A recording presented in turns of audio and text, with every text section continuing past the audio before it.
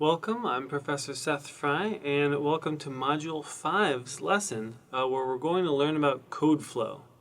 So up to now, if you wrote some code and ran it, you sort of ran all the code.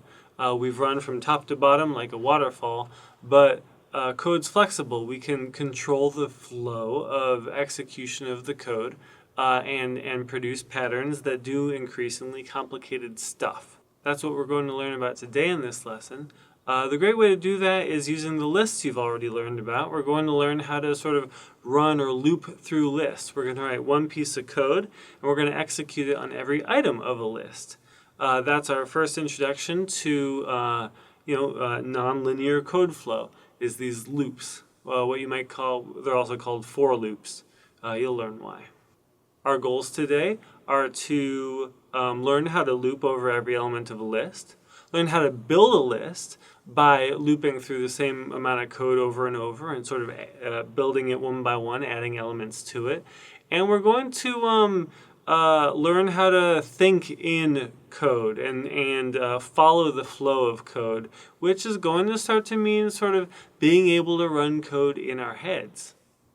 The first application is going to be how to make a list from other lists. So let's say you're given a list of the names of the days of the week, but what you want is a list of the abbreviated days of the week. So let's run this code here. We're going to produce the list of days. This should be familiar to you. If we print out days, we'll get just what we expect. Print days, we'll get a list of the days of the week.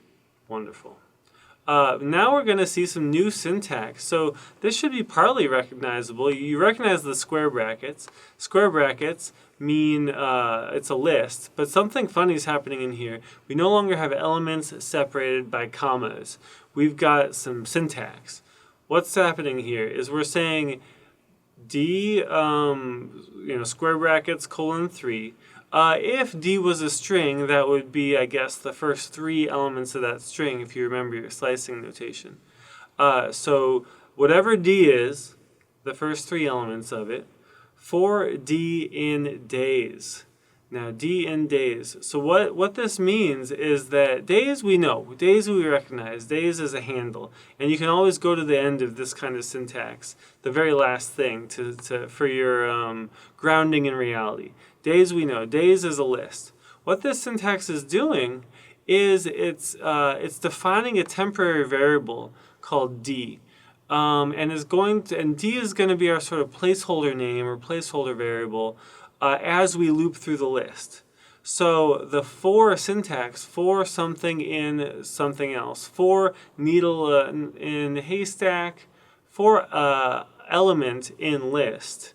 We're going to run the code up front, this code here, on every element of that list. So what's going to happen is first, Sunday is going to be assigned to D, and we'll get the first three letters of Sunday, sun.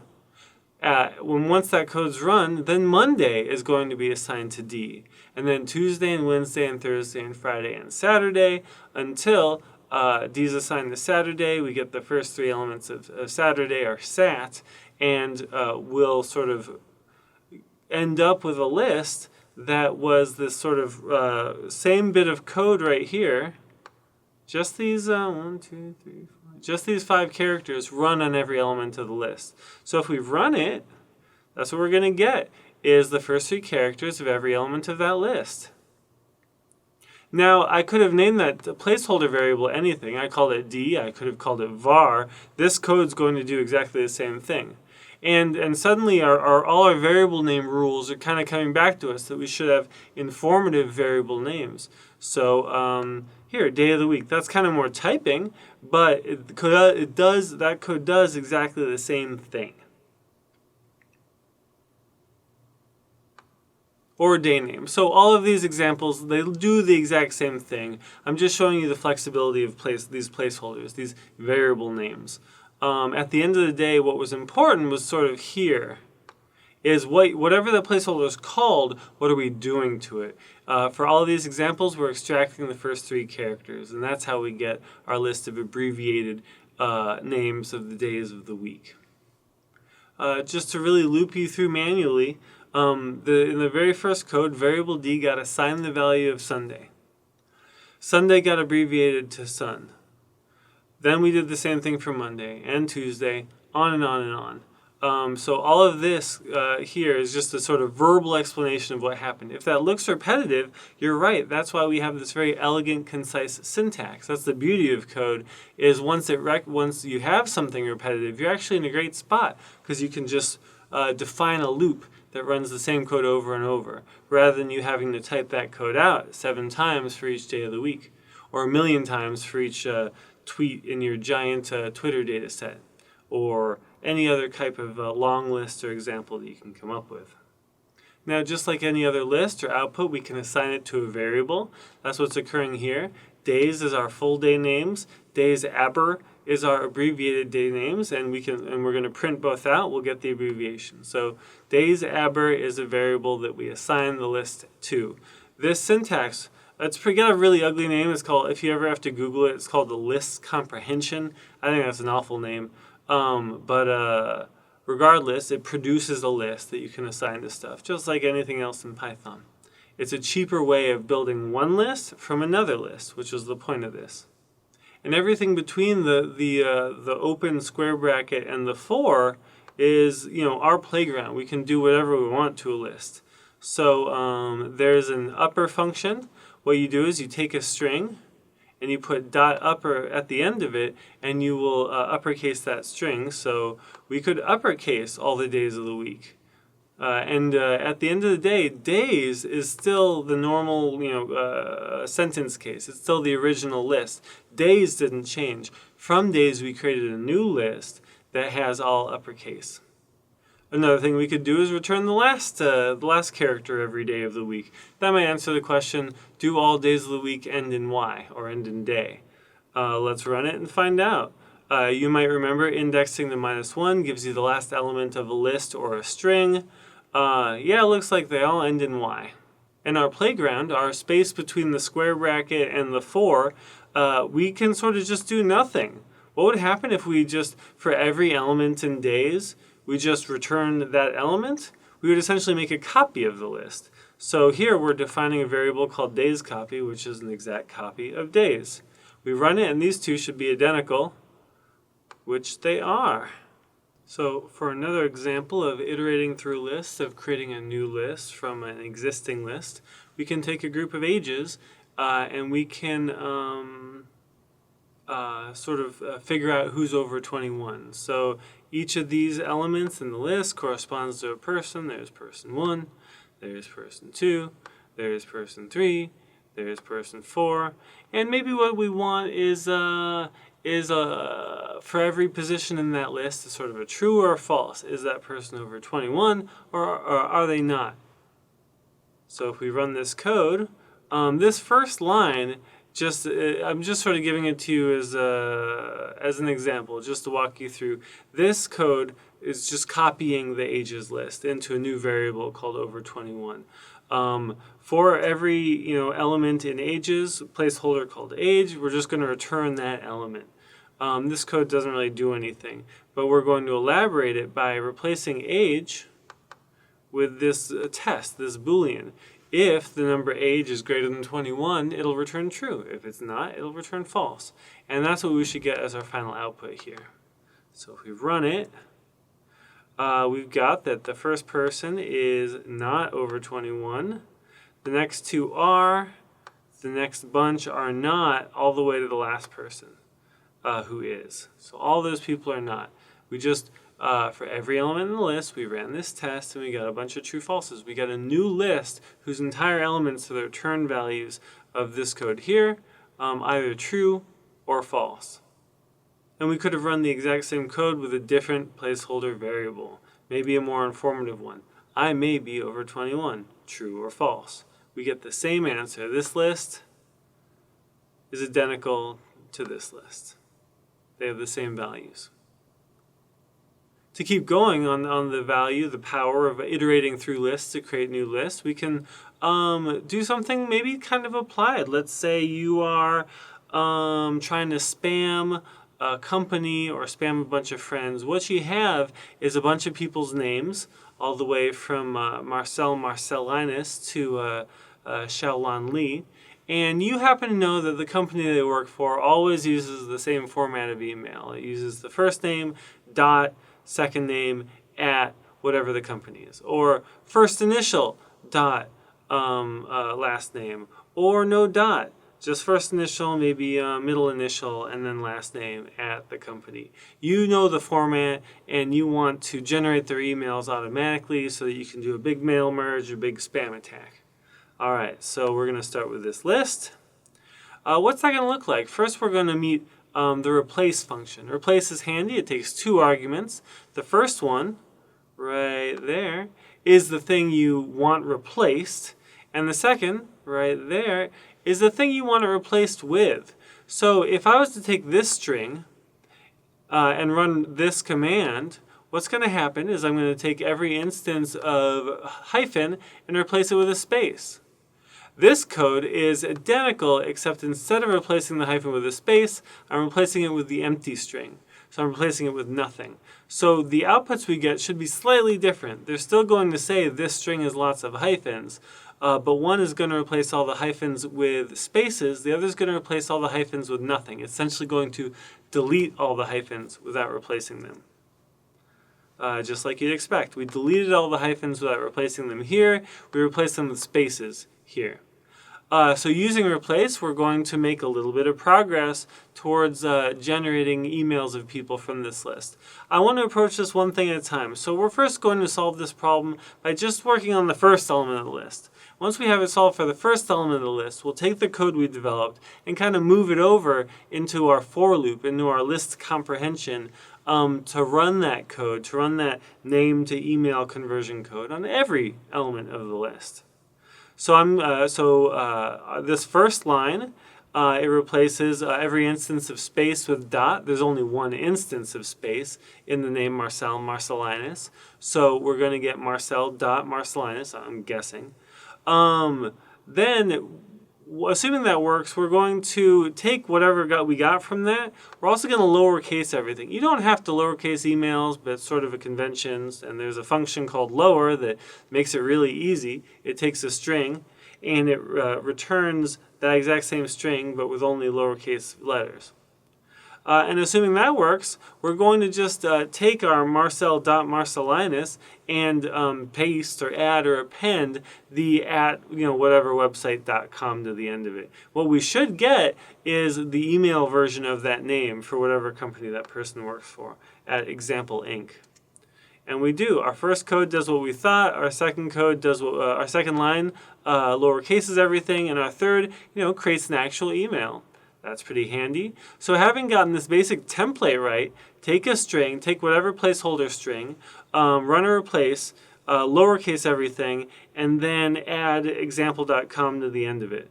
We're allowed to do that. We should get a bunch of emails. Look at that. Sandra Otobong at example, Linda Katashi at example, and on and on and on. We're able to take a list of names and produce a new list of email addresses. But let's go back. This is actually a little bit new, so let's dwell here. How does this make sense? How am I allowed to do this string, dot replace, then a bunch of stuff, parentheses, then another dot, then lower and more parentheses. That's kind of funny. It's like we just strung together 2 commands and it worked. Somehow it worked. How is that? Well, you can think of it this way. When we ran, if I just run this string, I would have gotten that string back. If I literally printed that string, I would get that string back. So you can almost think of that the string as its own output. So we run this string and it's its own output. And we're going to run replace on it sort of itself. We're going to run replace on it. We're going to run replace on it, and we're going to get a new string, which is pretty much the same string, except one thing changed. And that new string is going to be the return value of all this, okay? So we could assign that to a variable and then run lower on the variable, but but it's the same thing. This, reduces to a string. So how about we just take the lowercase of that string, of that output. That's how this works. The output of that is going to be another string that's all lowercase, and that string right here is one we're allowed to add more string to, and that's how this all works. This is part of you learning to think in code and getting your familiarity with Python, getting your head around this idea of outputs, this idea of chaining commands together. It'll become something you're more familiar with. You'll certainly see it a lot, so I'm happy to dwell on it a little bit. For yet another example, we can look into the abbreviations for the names of the states of the U.S. Here's a really long list of all the names of all the states. It really just goes on and on and on. Did I type all that out? No, I Googled. I Googled Python list of states, and I got that big list, and I just sort of copied it into the code. You can do that. So what I want, let's say, boy, there's a lot of abbreviations, a lot of states. I wish they were simpler. I wish they were all the first two letters of that state name. So let's run it. And what I'm going to get is a bunch of abbreviations. They look kind of ugly. They're not uppercased. So we can fix that. Okay, there. But now we can see kind of other problems. Now there's two states with the abbreviation AL. There's a lot of states with the abbreviation NO. A whole bunch more. Look at all those states with the abbreviation NE. Let me think. Nevada, Nebraska, and New Mexico. Oh yeah, the news, right? Are there any other news? Well, you get the idea. This isn't the most brilliant compression scheme. This isn't the most brilliant way of getting abbreviations. But it was easy code to write.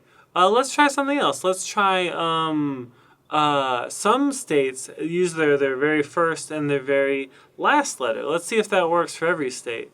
We're going to for state in states, right? So states are placeholder for the name of every state.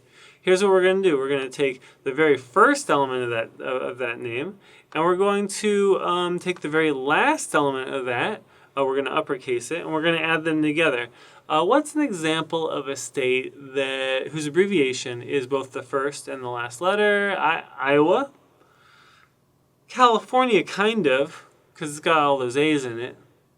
Hawaii. Okay, so there's a couple examples of this. Let's see how well it generalizes. Let's run it. Oh boy. Not too much of an improvement. That didn't work.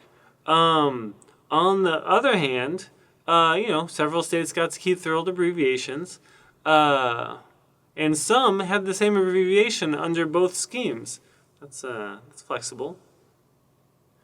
So what we have is a bunch of examples of using list comprehensions, using this pretty elegant, concise syntax to take one list and create a new list that's a variation on it. And I'm going to give you lots of opportunity to practice that. Okay, so you've learned how to iterate over a list and create a new list that's sort of like it. And you learned a very specific syntax for it. I'm going to teach you an alternative syntax for doing the same thing. That's important because this syntax is different, so it exposes you to the variety of Python. It's also going to prove more flexible and fairly common. You're going to see a lot of it as you learn to kind of skim code and get the gist of things. So let's run it. This code, we're going to just do the same thing we did before, but in this new way. I have the days of the week, the names of the days of the week. I have days aber, which I'm going to initialize. Instead of creating a whole, a list of, say, 7 elements from a list of 7 elements, I'm going to start with a list of 0 elements and grow it one by one. And that way, produce a copy sort of in this other way. So we're going to start with the empty list, and this days aber variable, it's going to start empty. We're going to grow it. So here's this new syntax. What we've got, some of it, the first line kind of looks familiar, for d in days. But then something happens, we have this indent, days sub aber append. So we're going to, so the placeholder means the same thing. This d is still for every element in days. The first value of d is going to be Sunday, and the code in the indent is going to run. Then when we reach the end of the indenting, D is going to get assigned to Monday, and all the code in the indent's going to run. And again, Tuesday, Wednesday. So again, we have the exact same loop. It's just a different essentially visual way of representing it. So for every value of D, we're going to take the first three characters, sun, mun, to, wed, and append it to the end of this empty list. So after one loop, this day's aber variable is going to go from being empty to having sun in it. Then after the second loop, it's going to the end of sun is going to be attached mun, to the end of mun, to, and on and on and on until the last element sat.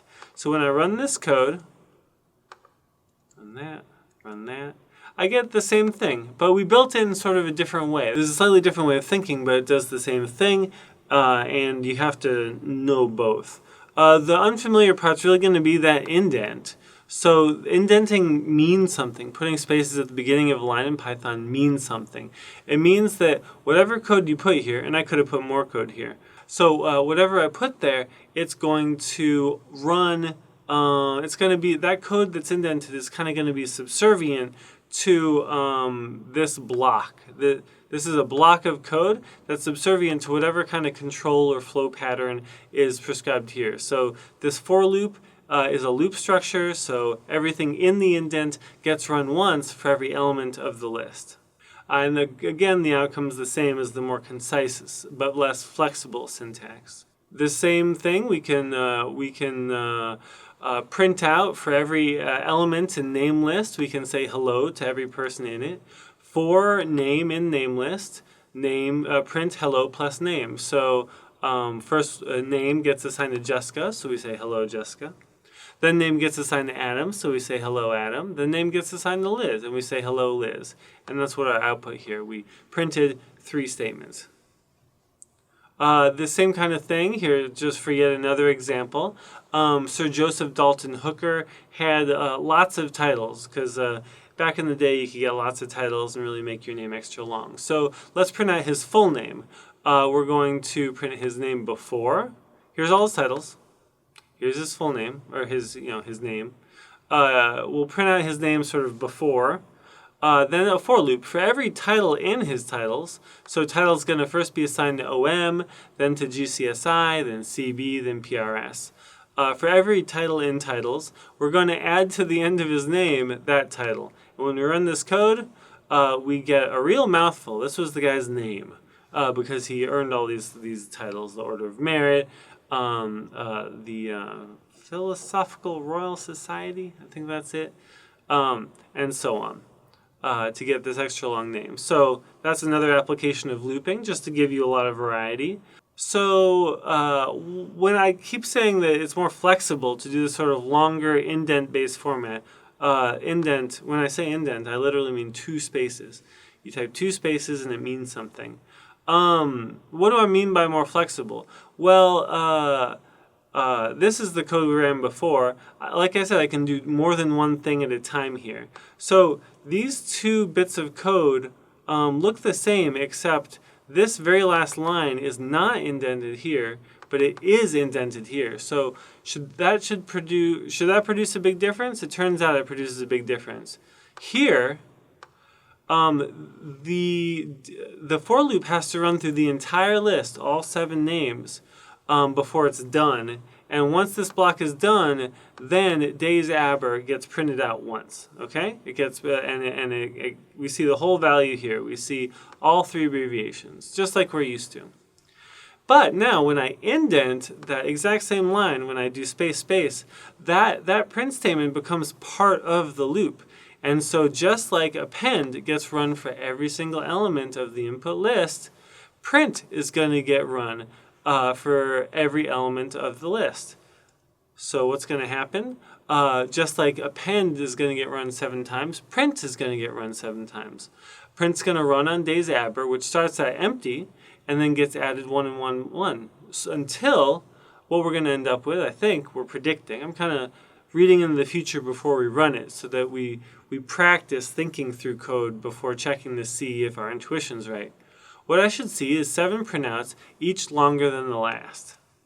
Why is that? Because Days Aber keeps getting a little bit longer. We print it after growing it, then we print it again after growing it again. And that's how we get this very different structure. So here we had 7 lines shaped like a triangle. Here we had 1 line. Those are big differences, and it's all because this line we did not indent, this line we did. It's actually fairly good practice to put print in your code blocks while you're writing. Maybe not at the end, it just can produce a lot of output. But while you're writing, it gives you pretty good insight into what's happening inside the block. These can be hard things to think about. It's easy to confuse yourself.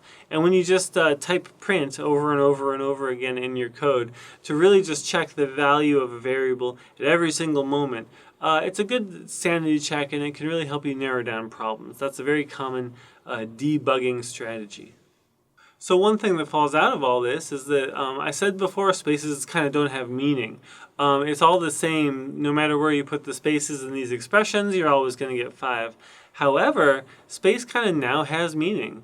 If I put a space in front of this line, this code's going to break. If I get rid of that, and I'll get specifically indentation error. If you see indentation error, it means something's wrong with your spaces. When I get rid of the space, the code works just fine. I get 5, just like I'd have hoped to have gotten. A great way to learn kind of new functionality in a language is take something you already know how to do and do it again, but using that functionality. So you've met sum before. Sum in this case can take a list of numbers and take the sum of those numbers. So if I were to add these numbers up, I would get 2633. We can actually use a for loop to sort of implement our own sum from scratch. I'm going to start with the same list. Prices. There's assigned to the variable prices. I'm going to start with a sum assigned to 0. And what we're going to do, we're going to go through every element of the list prices and add that value to our sum. And so our sum's going to grow. And hopefully by the end of that list, by the end of that for loop, by the point that we've run through every element, sum has grown and grown and grown until it's the correct value.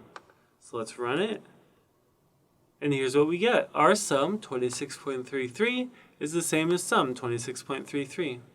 So this last use of for loops is to implement functionality we've seen before and really, again, help us get our head around what's working. What went on here is that sum started out as 0, then it got what it turned into 0 plus 1.5, so it became 1.5. Then it's 1.5 here, again, once again, and to that 1.5 gets added 2.35. We're ending up with 3.85. Then that 3.85, it gets 599 added to it. That 599 plus 3.85 gets 16.5 added to it. And it just accumulates, it grows and grows and grows until it's equal to the sum of all the elements in the list. So you can see this for loop syntax, it helps us do a lot of things. It doesn't just help us take a list and make a copy of it. It really helps us manipulate, explore, search a list of things, which is a really powerful, important building block as we learn to build increasingly complex and useful code. Okay, so having seen 2 ways to go through a list and 2 sort of strategies for looping and manipulating code flow, one pretty concise, that you take a list you already have and you produce a new list that's a variation on it. The second, taking a list you have and creating an empty list and sort of building that empty list one by one into the list you want. Now that we've experienced those varieties of code flow, it becomes, maybe you've experienced already in through trying it out, through your examples, that it can be a little dizzying. You can get a little stuck. It takes some getting used to think this way, to really learn to follow code flow, to learn to think through flow. So I'm going to give you a little bit of practice there, and we're going to go real careful, step by step. So if we look at these 2 code blocks, they look pretty much the same. The lines of code are the same. It's just the ordering is different. Never mind the color, the red here. You're not going to even see it that way. We have both start with location equals 0. Both have the exact same sort of for specification. Both have 2 lines of indented code and the same 2 lines of indented code. But this one does increments location and then prints out the value of location. This one prints out the value of location and then increments location. So let's think step by step about how this should work. We're going to start, okay, location, let's start with this one. Location equals 0. Great. For I in this list. What's the first value of I going to be? It's going to be 0. We're going to go, and then it's going to be 1, then it's going to be 2, then it's going to be 3. Okay. First value of I is going to be 0. We never actually use I. This is just a sort of trick because I want, whatever the code in the block is, I want to run 4 times. So I have a list of 4. Those values could have been anything. They could have been A, B, C, D. I'm not using I just want to increment location 4 times. So I doesn't appear after this line, but that's okay. Location gets incremented. It used to be 0, so now I guess it's going to be 1. Location plus equals 1 means location equals location plus 1. Location equals 0 plus 1. 0 plus 1 is 1. So location goes from having been 0, as it was originally defined, to becoming 1. And then the value 1 gets printed. And then I stops being equal to 0 because we reached the end of the code block, and I becomes equal to 1. It becomes the second element of the list. And we start a second iteration through the code block. So now location, which now means 1, or is the value 1, gets incremented again to the value 2. And we print out 2. Then we print out 3, then we print out 4. And now we've made it through the block 4 times, just like the number of elements in this list, and we stop. So what I should get when I run this code is a printout of number 1, then the number 2, then the number 3, then the number 4. Let's run it. 1, 2, 3, 4. Okay, great. Now, this is pretty much the same code, so am I gonna get the same value? Let's run it. Oh, that's strange. I still get 4 outputs, because I still ran through the code 4 times, but instead of getting 1, 2, 3, 4, I get 0, 1, 2, 3. Now, why is that? It's because, let's walk through it. Location equals 0. Great, we're good. Location equals 0.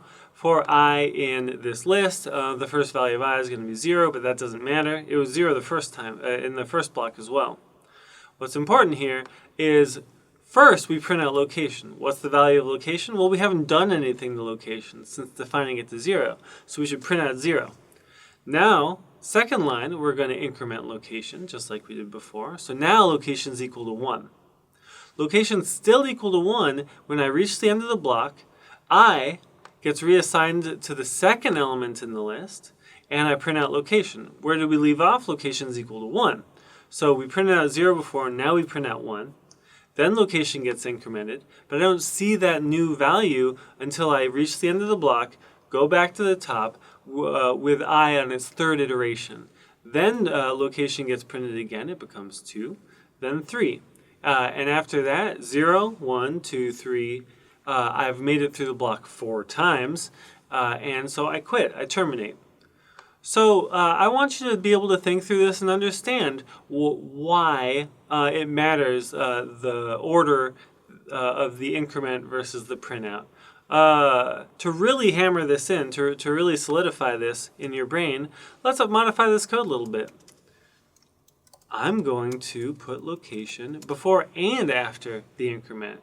What should we expect? Let's think through it. Let's think through it and then run it and see what we see. Location is equal to 0. Then forget I, just think of it this way. I'm going to run those 3 lines of code 4 times. So let's see, location 0. So my first value printout should be 0. Then I should print out 1. Then on my second run through the block, I should print out 1 again. Then I should print out 2. Then I should print out 2 again. Then 3. Then 3 again. Then 4. Maybe that was fast, but you see 0, 1, 1, 2, 2, 3, 3, 4. So I printed out 0 once because location was only equal to 0 once. I print out 4 once because location was only got summed up to 4 once. The 1, the 2, and the 3, location got printed once at this value, and then again, our next loop around at this value. And if that's a lot to think about, you're not alone. It's complicated. It's not complicated. It just takes some getting used to. It takes a little bit of practice. But at the end of the day, like I said, this code got run 4 times. That's exactly equivalent to this. Here, let's try this. Location equals 0. Location. I have to get rid of these indents because they sort of mean something, and I have to be careful. So it's exactly equivalent to this. Those three lines got run once, then twice, then 3 times, then 4 times. So this maybe is easier to think through. And this is what that more concise indented code reduces to. At the end of the day, this is what it is. Location 0, print 0. Locations 1, print 1 twice. Locations 2, print 2 twice. Locations 3, print 3 twice. Locations 4, print 4 once. These are the same thing. And you can understand now why we use for loops, because that's a lot of typing right here. That's a lot of lines of code. And this is fewer lines of code. We can kind of get away with doing less. So this little exercise in thinking through code, we just build a rut inside our brain that makes us a little better, a little more efficient at understanding what's going on and getting our head around learning to think like a computer. And again, why is that a useful exercise? In its own sake, the more ways of thinking you're good at, the more powerful a person you are, the more flexible, the more things you're capable of, and the more ways you have of looking at any situation in your life. So in my mind, code is self-improvement. And now you have an opportunity to try and pin those skills down a little bit more with these examples. Okay, so having learned a concise syntax for looping through lists and creating a new one from an old one, a more fleshed out syntax for creating new lists or for looping code, and having practiced more and more how to think in loops and really learn how to simulate code in your brain and guess what's going to happen, we have a nice opportunity to bring it together and try to do something kind of useful, a little bit useful. Something you could conceivably do. So a fairly common first job for anyone coming out of college is to be put in front of an Excel spreadsheet of a company that doesn't really understand Excel or data very well. And just gets data down because they need it, but it's kind of ugly, it's got problems, and fortunately, you're the cheap labor. You're going to make their Excel spreadsheet prettier. You're going to make their data look nicer and kind of be more reusable. For example, a bunch of people at the company have been building out their phone list or their email list, and so they're collecting phone numbers from people like crazy. But of course, everyone writes phone numbers in a slightly different way. So your Excel sheet, your list of phone numbers, is going to have all these different formats. Maybe one person's going to follow the 2-hyphen format. Another person's not going to do any hyphens at all. One person's going to use a space to separate the area code. Another person's going to use space and parentheses. So this person's going to do that same format from before. This person's going to also use space and parentheses. And that could be a problem if some software they're using doesn't like parentheses or something. Or if you just want to skim quickly and see if 2 numbers are the same, it would help if they're all formatted the same way. That's what we're going to do. We're going to take a messy list of phone numbers and clean it up. We're going to standardize the data. And we're going to do it automatically. That's better than what they're going to think you're going to do and what you're probably used to doing if you've ever been in this situation before, which is doing it all manually. Let's say we want to go with the parentheses, space, hyphen format. Okay, well, let's just do it. Okay, that's one. Here's something else. Add a hyphen. Okay, yeah. How long is this taking? Now, maybe you're fast forwarding through this part of the video if you can, and I don't blame you. This is tedious. I shouldn't have to do this. If only there was an easier way. Well, that's the beauty of code. We can automate this. I just did 6 numbers, okay? Imagine thousands of numbers, hundreds of numbers. You don't want to do that by hand. Talk about tedious. That's not worth it. Imagine if you could write a couple lines of code and just it does itself. And it takes the same amount of time to run, whether you're doing 6 numbers or thousands of numbers. So you put in a little time up front, and what you get is a code that does your job for you and lets you put your feet up and pretend to be really productive. Let's take this one at a time. So we've run this already. Phone number's messy, phone number's messy. There's our list. We've defined it. Okay, what's the first thing we want to do? Let's get rid of all the hyphens, just for a little standardization. Let's get rid of all the hyphens. We're gonna take these messy numbers, these non-uniform numbers, and strip them all down until they're uniform. Then we're gonna build them back up into a nice format. So first we get rid of the hyphens. We still have some spaces and parentheses there, but you can see this number used to have hyphens, now it doesn't, because I ran replace, and I replaced all the hyphens with an empty string. I effectively deleted all the hyphens. For every number in messy phone numbers, just run replace, and then return a new list that's exactly the same as the old list, but without any hyphens in any of the entries. Okay, that's what that code just did. Phone number is clean. This isn't fully clean, but it's a step towards clean. All right, now let's also do that. Let's get rid of all the opening parentheses, all the closing parentheses, and let's get rid of all the spaces. That's what these next 3 lines are going to do. That looks like a lot of code, but if you look at it, you just ran that code. The only difference is there used to be a hyphen up here. I just copied that line and then put in the other things I want to delete. So it looks like a lot of typing, but really we didn't have to do very much. All right. So when I run all this code, clean 2 got rid of all. It is the exact same as above, but now there's no more parentheses, no more open parentheses. Then we'll get rid of closing ones. Then we'll get rid of spaces. So you can see on our first pass, this number right here, we've gotten rid of the open parentheses, not the closing parentheses. But on this second one, we've gotten rid of both, and finally we get rid of the space. And with this last list, now they're uniform. They're hard to read. They're not pretty, but at least they're uniform. They're consistent with each other. No extraneous characters besides the numbers. That's nice. That's a start.